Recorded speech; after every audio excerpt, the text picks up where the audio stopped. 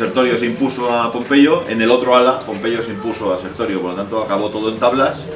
Al día siguiente llegó Metelo y Sertorio, atrapado entre dos ejércitos, optó por la tangente, por meterse hacia Yombay y huir hacia el interior por la vía de Yombay. Y ahí se acabó la estrella de Sertorio. A partir de ese momento todo le fue a peor, a peor, a peor, a peor, a peor. Y este es el último párrafo que hay de la vida de Sertorio de Plutarco, en el cual dice que un tal Antonio es el primero en apuñalarlo. Ahí me cogí yo, ese es el porqué. ¿Por qué un tal Antonio es el último en apuñalarlo? Y este tal... ¿Qué llevó a Antonio? Que lo fue todo para él en apuñalarlo. Pues hay un porqué. Al final Sertorio desaparece y deja Valencia hecha unos ascos, porque Valencia quedó abandonada durante casi 50 años. La destrucción de Pompeyo fue brutal, salvo el templo de Esculapio y el templo de la Tríada Capitolina, el resto quedó arrasado. Hay una capa de escombro y de hollín que cubre toda la ciudad, datada en el 75 a.C. Por lo tanto, no se abandonó, o sea, la ciudad no fue totalmente abandonada, porque siguió viviendo gente, era una zona de paso, era la vía, era el mejor vado del Turia. Por lo tanto, seguía habiendo vida, pero no como una ciudad. 4 casas que quedarían, malviviendo y tal. Y además, España en ese momento también estaba en un momento convulso. Llegan las guerras civiles, César llega a España contra Pompeyo y luego continúan los conflictos. Hasta que en época de Augusto, entre el año 5 a.C. y 5 después de Cristo, ya con los cántabros controlados, ya sin guerras en las fronteras, lo que él llamó la Pax Augusta, que es la paz romana, el fin de los conflictos, es cuando Augusto tenía 30 legiones en ese momento. 30 legiones a 6.000 individuos por legión, más los auxiliares, es mucha gente para no luchar contra nadie. Porque claro, había habido un montón de guerras civiles y un montón de guerras exteriores y venga a hacer legiones. En época de César habían solo 10. En época de Augusto, 20 años después, había 30.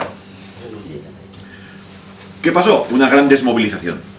¿Y esa desmovilización qué hizo? Pues a todas estas personas que habían luchado dentro de los diferentes conflictos, pues tierras en Elche, tierras en Béjar, tierras en Valencia, tierras en Zaragoza, tierras Caesar Augusta, es de esta época, en Barcino, en Barcelona. Se fueron recolocando a todos estos auxiliares en los diferentes lugares donde había una ciudad romana o una ciudad indígena, o se generaba una nueva ciudad. ¿Qué pasó entonces? Una refundación. En Almuina está el pozo de época augustea, en el cual volvieron a hacer el mismo ritual que vimos antes. El ritual de los bueyes, el de las ánforas, el pozo, el banquete, todo el ajuar al pozo y volver a hacer lo mismo, ¿sabes? Porque para ellos como que la ciudad había quedado maldita después del asalto. Entonces, para evitar de que esos fantasmas del pasado pudieran perjudicar la nueva ciudad, pues se volvió a hacer un nuevo rito fundacional y se volvió a hacer todo de cero para pedirle perdón a los dioses por todo lo que había pasado y a trabajar. Eso sería un ejemplo de ilustración de cómo sería un rito fundacional en aquella época. Y Valencia cambió. Creció sin muros, eso fue un problema posterior. Creció sin muros porque creció en un mundo en el cual no había guerras. La guerra más cercana estaba en el Rin. Bueno, imaginaos, en las fechas que estamos y cómo se movía la época, el Rin estaba a meses de aquí. Por lo tanto, pues nadie se preocupó en hacer una nueva muralla, sino que la ciudad creció. Un nuevo foro, nuevos edificios públicos, nuevas termas, una nueva basílica y sobre todo el circo.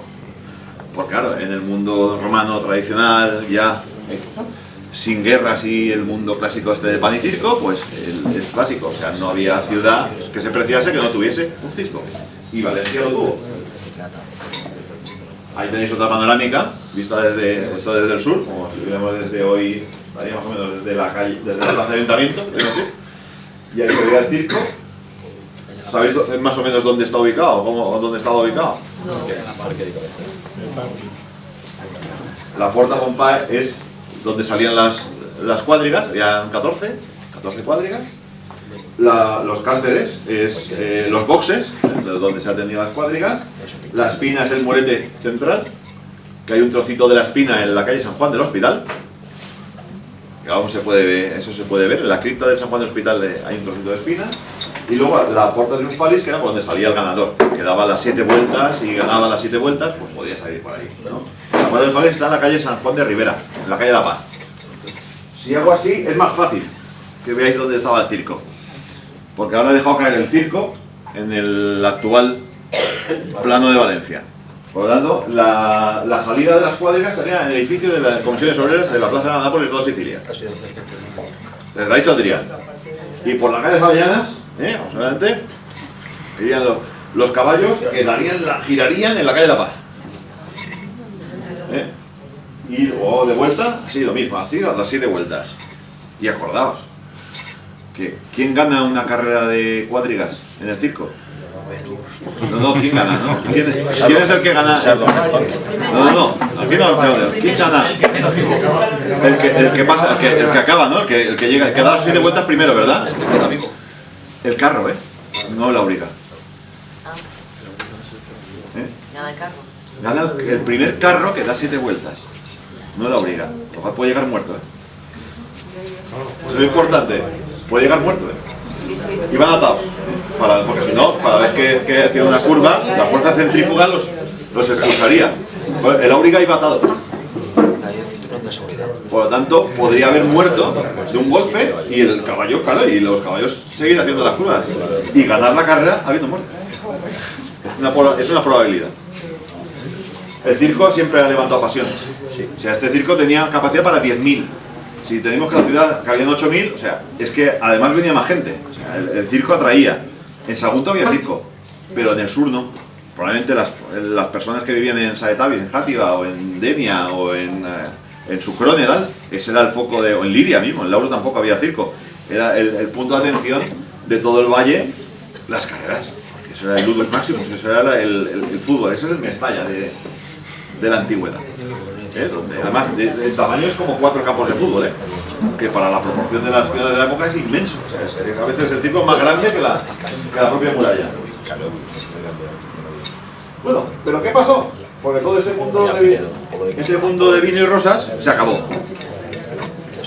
Y ese mundo de vino y rosas se acabó de golpe. Se acabó de golpe una calurosa tarde de verano del año 260. Cuando, sin que nadie se lo esperara y sin que nadie tuviera la menor idea de lo que estaba pasando, la primera algarada de germanos entró en la región. Fueron los francos los primeros en entrar en Hispania. Cruzaron en un momento donde los emperadores romanos solo se preocupaban en darse tortazos entre ellos y se había caído todas las defensas del Rin. Aquellos cruzaron, saquearon las Galias a su gusto y no hartos ya con lo que habían rapiñado, cruzaron los Pirineos y siguieron bajando por la costa. Tarraco fue arrasada, Tarragona arrasada completamente, y Valencia sufrió muchos daños.